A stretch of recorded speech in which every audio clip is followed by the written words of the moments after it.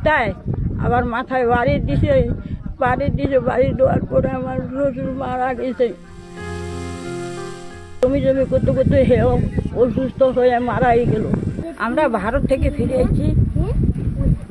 ভারত থেকে বিনিময়ের সময় ওই পাশ থেকে এই পাশে আসছে, ওই পাশে সম্পদ ওই পাশে বদলি পাইছে। এখন ওরা আসিল ভাইস্তা, আর ওরা বড় ভাই আসিল এক ক্ষমতাশালী, ওদের কাছে কাগজপাতি সব আসিল।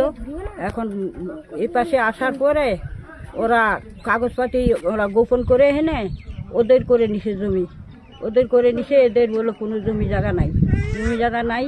এখন আমার শ্বশুরকে ওই ভাইস্তায় আবার মাথায় বাড়ি দিছে, বাড়ি দেওয়ার পরে আমার শ্বশুর মারা গেছে। ওই পাশে কাগজ আনতে গেছে পুরোনায়, আমার শ্বশুর মারা গেছে। এরপরে তো এরা আরও সুযোগ পাইয়া গেল, সব কাগজ গোপন করে জমি ওদের করে নিল। তখন আমার স্বামী জমি করে করছে পেপার দাও জমি দিব। এর কাছে তো কোনো পেপার নাই, সব জমি ওরা ভোগ করতেছে।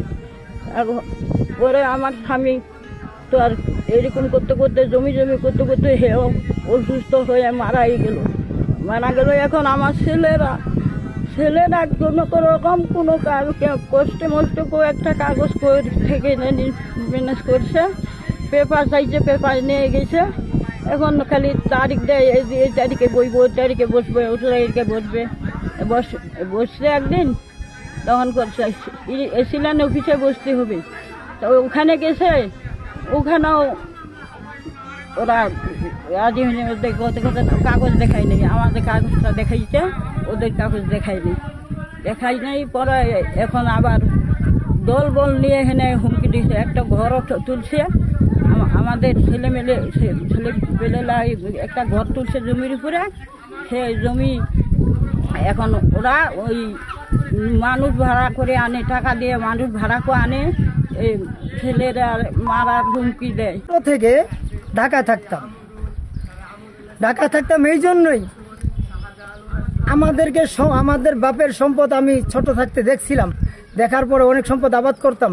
আবাদ করার পরেও পরবর্তীতে হঠাৎ করে এক রাতে তারা এখান থেকে আমাদের যে খেরের পালা আসিল, সেই খেরের পালা ভাঙ্গিয়ে নিয়ে তাদের বাসায় নিয়ে যায়। কি জন্য নিয়ে যায়? বলছে যে চাচা, এগুলো তো সম্পদ আমাদের নামে রেকর্ড হয়ে গেছে।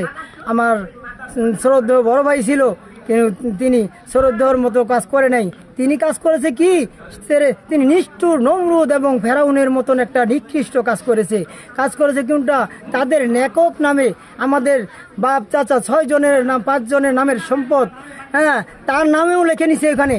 সে কানুন হওয়ার কারণে, লিখে নেওয়ার পরে সে কি করছে? ওই কানুন আর কানুনের বাবা, আমার এই যে বড় ভাই সাহেব ছিল, ওর চাস্তো ভাই ছিল, আমাদের বড় আব্বার, আমার বাপের বড় ভাই আর কি, চাস্তো ভাই, তিনি ছিল কানুন। এই কানুন কি করছে? তার বাপের নামে আনাজউদ্দিন, এই আনাজউদ্দিনের নামে সম্পদ, আর তার নিজের নামে এই সমস্ত সম্পদ তার কিছু দুই একটা ভাইয়ের নামে নিয়ে নিছে, শুধু রেকর্ড করে নিছে। এই রেকর্ড মূল্যে বলতেছে, চাচা এগুলো সম্পদ আপনাদের একটাও নাই, এটা শুধু রেকর্ড হয়েছে আমাদের নামে। আর ভারতের থেকে যে বদলি কাগজ আসছে এলো, আর বিনিময় সম্পদের কাগজ ছিল, এই কাগজগুলি চোরে নিয়ে গেছে, ওর ডাকাতে নিয়ে গেছে, আগুনে পুড়ে গেছে, এরকম ধরনের মিথ্যাচার করেছিল। সম্পদ থেকে থাকে, আমি সেটা চাই। আমার বাপের কবরটা, আমার বাপের হক সম্পদে থাকতে হবে। উনি মহারাজ গেছে, কেউ বলতে আমরা পারি না, আমার বাবা বলতে পারে না, পড়াশোনা করেছে, দুনিয়া থেকে ইন্তেকাল করছে। মেম্বার ওর আল্লাহ ছেলে সন্তান দেয় নাই, 7টা মেয়ে দিছে। ওর ছেলে না থাকার কারণে ওর মনে হয় আগুন দিয়ে জ্বালাই দিবে। স্যার বারবার হুমকি আসতেছে, এই বাড়িগুলা হুমকি দিয়ে আমাদের জ্বালাই দিবে, যেরকম ছিট মহলে জ্বালাই। আমাদের কাগজ বিষয় নিয়ে যে কাগজগুলো আমরা পাওয়ার পরে আমরা ওই যে শাহজাহানকে দেখাইছিলাম যে ভাইস্তা, আমরা তো কাগজগুলো পাইছি, আমাদের এই যে আমাদের বাবার নামে, আপনার বাবার নামে, সবার নামে একত্রিতভাবে জমি 16 আনা, সবারই 16 আনা জমি। এখন এই যে কাগজগুলো যে আমরা পাইছি, এগুলা এখন আমাদের জমিগুলো, আপনি তো বলছিলেন যে আপনি কাগজ দেখাইলে আমাদের জমি বের করে দিবেন। এখন কাগজ দেখাইতেছি, এখন বলতেছে তাহলে বসার ডেট করি, বসার ডেট করি, একবার ডেট করে পরিষদত, একবার ডেট করে থানায়, একবার ডেট করে সিলেন অফিসে। ঠিক একই দিনে 25 তারিখ এখানে সে বসতে চাইছিল আমাদের গ্রামে, 25 তারিখ বসতে চাইছিল সে ইউনিয়ন পরিষদে, 25 তারিখ বসতে চাইছিল সে থানা থেকে থানা থেকে লোক আসছিল, এসে বলছিল যে ওদের আমরা কি বলে ভাঙছি, শুধু অযথা। এইভাবে আমরা একটা মানুষ কয় জায়গায় যাব, তার জন্য তখন আমাদের এই যে হারিবিসার থেকে যে জিয়া ভাইকে বলছিলাম, ভাই আমরা একটা মানুষ কয় জায়গায় যাব, একদিনে একই দিনে ডেট ফেলাইছে 4 জায়গা, ওরা ক্ষমতার জোরে ক্ষমতার বলে 4 জায়গা থেকে নোটিশ আসছে। তখন উনি বললো যে ঠিক আছে সিলেন অফিসে কাগজ বিষয় নিয়ে যেহেতু বুঝে, তাহলে সিলেন অফিসে যাব।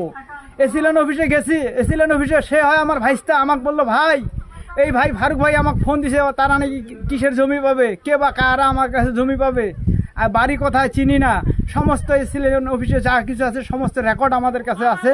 ও যেই কথাগুলো বলছে সবগুলো মিথ্যা প্রমাণিত হয়েছে সিলেন অফিসে। এবং কি ওই কাগজ নিয়ে আমরা যখন আমাদের ওই যে বড় ভাই আসছিল ঢাকায়, আমরা সবাই এক ঘরে 4-5 ভাই এক ঘরে থাকি, আমরা এক ঘরে থাকি। এখন আমরা ঘর তোলার জন্য আমাদের বাবার জমিনের ভিতরে ঘর তুলছি।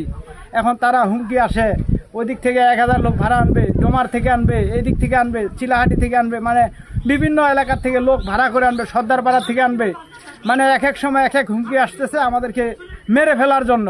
এখন আমরা যদি মরে যাই, তারা যদি আমাদেরকে আসে বা ঘর বাড়ি জ্বালা দেয়, মরে যাই যদি আমরা, তাহলে আমাদের বউ বাচ্চা তাদের জন্য সবাই বলছে যে আমরাও, আপনারা যদি মরেন তাহলে আমরা কোথায় থাকবো, কি করবো, আর সবার হাতে একটা করে বিষের বোতল, আমরা যদি কোনো সময় মরে যাই তারাও সে মারা যাবে। লাঠিয়াল বাহিনী করতেছে, তারপরে মনে করেন যে আমরা এ জায়গা থেকে হুমকি দিতেছে আমার ভাসুরের বাড়ি জ্বালাই দিব, আমার ভাসুরের মেরে ফেলবে, মানে বিভিন্ন ধরনের হুমকি ধামকি দেয়। তো মনে করেন যে আমাদের তো কিছুই নেই, আমরা সারাদিন কাজ করি, রাত্রে এসে বাড়িতে ঘুমাই, আমাদের তো এমনি আমরা মরা, আমাদের ওনারা কি মারবে, এ কারণে আমাদের মৃত্যুর করে কোনো ভয় নেই। আমার স্বামীদের যদি ওরা হামলা করে তাহলে আমাদেরও তো বেঁচে থেকে কোনো লাভ নাই। তাই আমরা সিদ্ধান্ত নিছি যে আমাদের যদি এই জমির ফয়সালা আমরা শীঘ্রই না করে, তাহলে মনে করেন যে আমরা বিষের বোতল নিছি, যে বিষে আমরা সবাই মারা যাবো একসাথে।